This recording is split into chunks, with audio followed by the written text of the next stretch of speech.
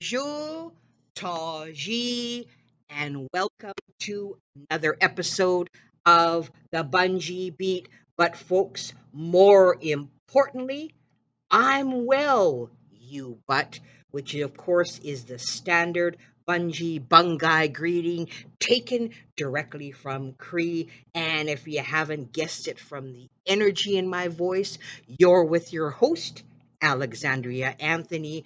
And today's show on the Bungi Beat is Bungi, the voice of the Red River. And we're going to dig deep into why Bungi, the Red River dialect, is just so important to Métis people.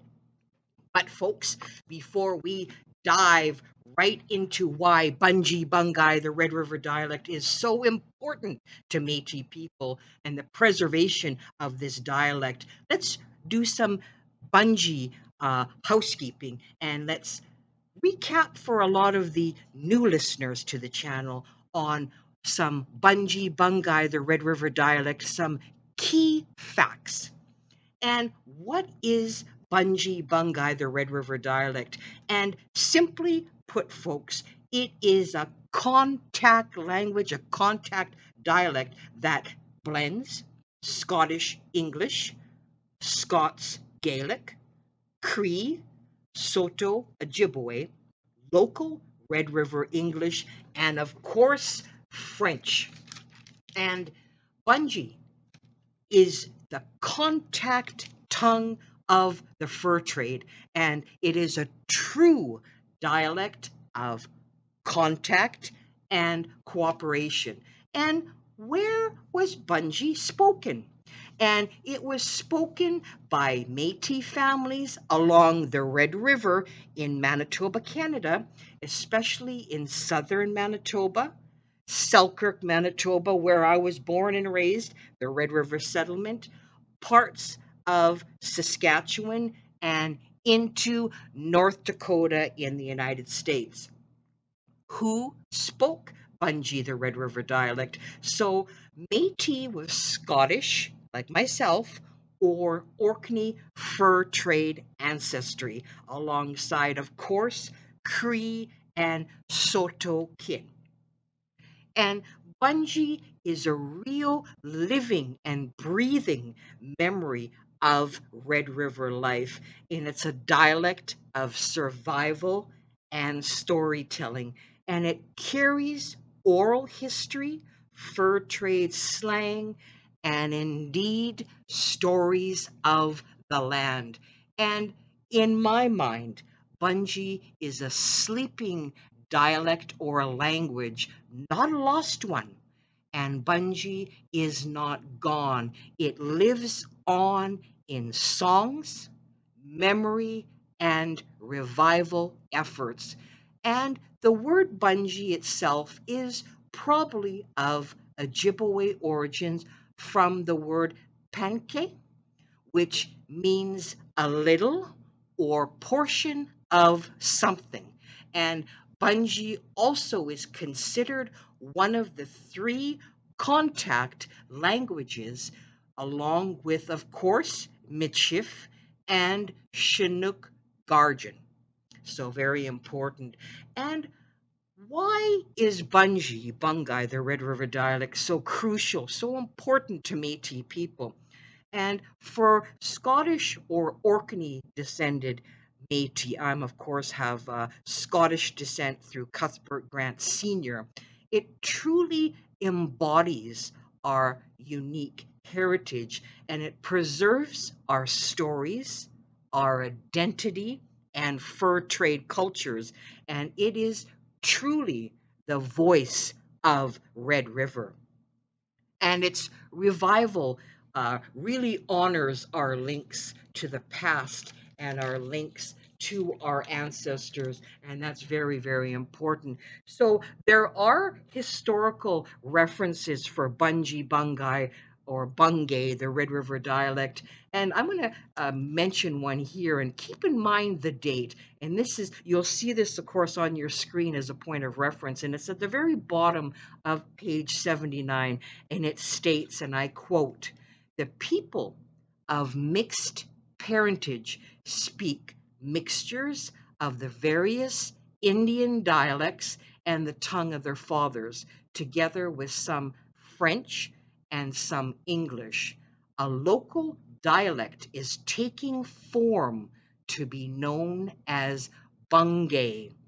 And this is, end of quote, pardon me, this 1838 to 1839. And keep that in mind, the 1830s reference in the Russenholtz, The Heart of the Continent, really captures Bungi's early emergence as a Creole of Scots English, French, Cree, and Ojibwe amidst Red River's mixed communities, and it truly underscores the dialect's role in forging Métis identity during fur trade rivalries. So it's very, very important. Again, this is a key historical example of the very emergence of Bungi in the 1830s. And also another historical reference is in the undelivered letters to Hudson Bay Company men on the northwest coast of America between, again, 1830 to 1857. And this was edited by Judith Hudson Beatty and Helen M. Boos. And some HEB letters have spellings that are so close to bungi, just like as an example, YOW for you, CIN for kind, THAR for there, WASE for was, and they truly kind of mirror Bungi's Scott Cree phonetic blend. And the HEB undelivered gems highlight the dialect's everyday use in the 1850s Red River life. And here's a sample of one of the undelivered letters, and you'll see that in this particular sample. And this sample is Hugh Movitt's brother is writing to him to wish him well on New Year's Day. And I'll quote part of the letter here, and here we go. And I quote, Mr. Hugh Movitt, Fort Vancouver or elsewhere, Columbia, care of Secretary of the Honorable Hudson Bay Company, London, in a star, Rose, January the 1st, 1852. And here, let's go right into this letter. Dear and loving brother, I embrace this opportunity to let you know that we are all well at present, thanks be to God for it. Ersely wosing that this few lings y'allin find yow in the same.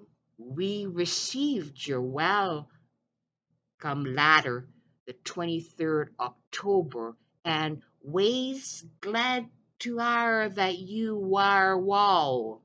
We received your two ladders, and the bill that yow sent bout the money is not drawn yet. Your sister, Cersty, is gone married this winter to men his name is William Looted, and thy stop in chamber at prison. He belonged to Rendell and James Simpson and Market Gibson. Flintery is married, and Black Emery, Barbary Cray is married. This winter we had very good herring fishing, and fine crop, it being a fine winter what is past. So dear and loving bother, your sister Eliza and brother send their keen love to you in hopes that you will seek the Lord well ever you go, as he is to be found in all place. So, beloving brother, I am gone to close this ladder now with a few words. Your mother is but tender and very lonesome for Yao along and hopes that Yao will come home at the end of your contract. If the Lord spares Yao to serve the time, so loving brother Yao will remember your mother and brother and sisters till death. John Maovet. So again, this is an example of in the undelivered Hudson Bay letter. To me, it sounds so close to Bungi Bungi, the Red River dialect.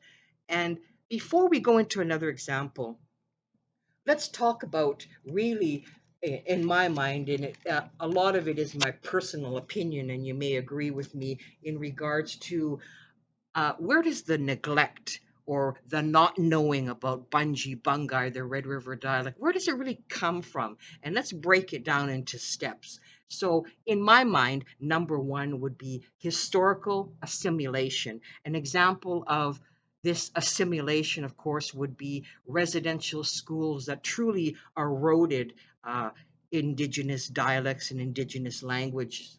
Number two, of course, is the dominance of English, Métis organizations as well. Some of them, and this isn't casting blame or uh, to anybody, but a lot of Métis organizations focus on Michif as the national tongue.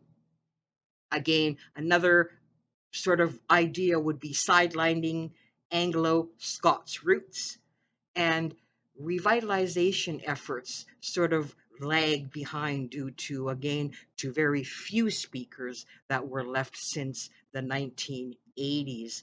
And again, Bungi Bungi sort of being rarer or almost virtually extinct opposed to Michif, and it's tied to the very specific Red River Scots Cree roots. And this fact may not align with a lot of various organizations and their priorities. So, again, this is, in my mind, my humble opinion, why Bungi Bungi, the Red River dialect, hasn't been celebrated. And I mean, in my personal opinion, especially Winnipeg, the city of Winnipeg, or even the city of Selkirk, Manitoba, where Bungi Bungi, the Red River dialect, was really key in the 1830s going forward. I mean, this is a hidden gem that should be further preserved, celebrated, and there should be revitalization projects in the works. And I mean, it would be a selling point to come and visit either Selkirk or Winnipeg to have this to say, hey, we have almost an extinct Indigenous Métis dialect here that was spoken in Selkirk, Manitoba, Winnipeg, around the Red River settlement. I mean, that would be something to celebrate and to preserve. So, on that note, folks, and as you know, hearing Bungi Bungi, the Red River dialect, as a child growing up in Selkirk, Manitoba, speaking the dialect is something that is very important to me, and hearing it, listening to it, preserving it, and this is part of my favorite part of the show is speaking it. And here's another prime example of the Red River dialect that was featured in the Winnipeg Evening Tribune in 1937 by Osborne Scott. And let's speak some Bungi to me. Come on by. I'm got the horse tied up at the hotel by. And did you hear about the lessons last week? Hell no, Turts. I was running for warden. The meeting was in the certs. Your father was in the Sayre. Kipling was running against me. Mind you, by your father was in the Sayres. He was just about to take the vote when that fellow Kipling got up. Oh, that's Kipling up in water from the river. He lives in that little house with the smoke coming out of the chimney now. Yes, mind you, by that fella Kipling got right up in the meeting. Your father, boy, was in the Sayres. And you know what Kipling say? What did you do with that coil oil? What coil oil, Kipling? the coil oil you took out of the certs and burned in yar on home. By guz, boy, I lost the lessons right there. By Jupiter, I'm got to hurry. Kipling and me is going to the Marssii this evening. James Corrigal and Willie George Linklater were sootin' in the Mass. The canoe went Appichikawani. The water was shallow, whatever, but Willie George kept bopping up and down. Oh, Lord, save me. John James was on the top side the canoe suit to Willie and said, "Never mind the lard. Just now, willow grab for the willows." So another great example of Bungi, the Red River Dialect. And let's cover some keywords in this last story, and it'll be up on your screen as well. So upset, of course, is outside. Elections is elections. Father is father. River is river. Coil is coal. Your is your. Gas is gosh. Shooting is shooting. Mars is marsh. Water is water. Lard is Lord, and certs, of course, is church. So, again, folks, I want to thank you all so very much for joining me on this journey to really preserve, share, revitalize Bungi, the Red River dialect, not just because it's part of who I am as a Red River Métis with Scottish heritage, but really it is a key part of who we are in Manitoba as Métis people, because most Métis people that have Red River roots also have firm roots in the fur trade, whether it be the Northwest Company or the Hudson Bay Company. So this is really key to really revitalize and make sure that, as I've always said, that how can we move forward into the future as proud Métis people if we don't simply know where we have come from and our history, and not history that's been molded, sort of cut down and mutilated to to suit anybody's propaganda or political thing, but true Red River Métis history, and certainly Bungi, the Red River dialect, is a part of who we are as Red River Métis, and it should be shared, preserved, and celebrated.